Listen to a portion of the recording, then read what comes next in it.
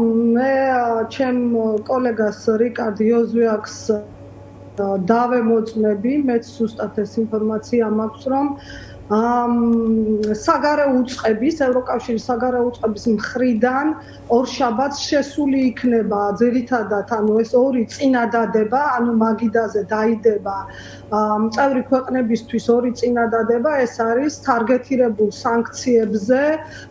თუმცა ამ ეტაპზე ჩემი ინფორმაციით გვარები მითითებული არ იქნება, ზოგადად ანუ იქნება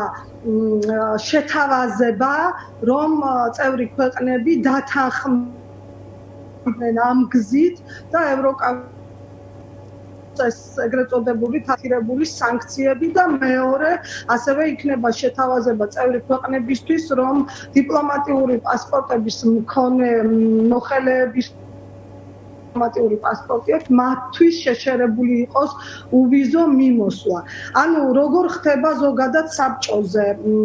შეაქვს აი ზუსტად საგარეო სამსახურს ევროკავშირის, რომელსაც ხელმძღვანელობს ევროკომისარი საგარეო და უსაფრთხოების საკითხებში და ახალი კომისარი ყავს კომისიას და ეს არის კაია კალასი და ეს იქნება მისი პირველი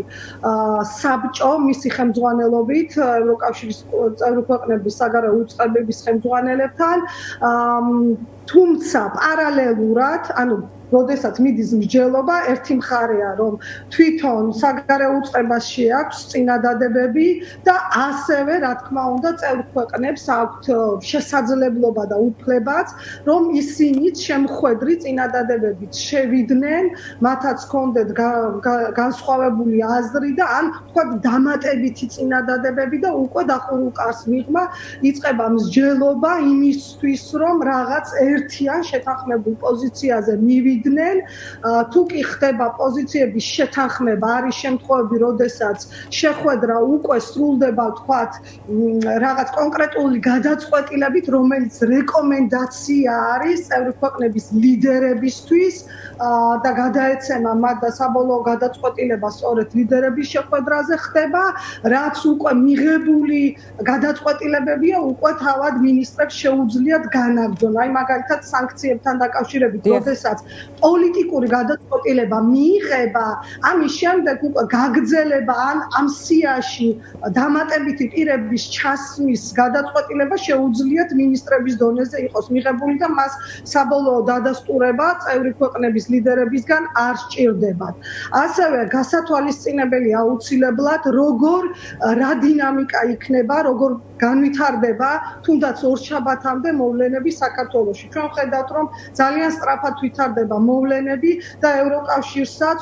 უწევს, რომ მაქსიმალურად ადაპტირდეს, თუ კი კიდევ იქნა მორიგი დაძაბვა, უფრო მეტი ნაბიჯის გადადგმა, თქვათ, ქართველი ხალხის ნების წინააღმდეგ შესაძლოა, თქვათ, ან წევრი ქვეყნების პირველი დიპლომატების მხრიდან მოთხოვნა იყოს მეტ ნაბიჯზე საპასუხოზე, შესაძლოა თავად საგარეო უწყებამაც, თქვათ, რაღაც დამატებითი შეიტანოს. ამ მომენტისათვის თამარა,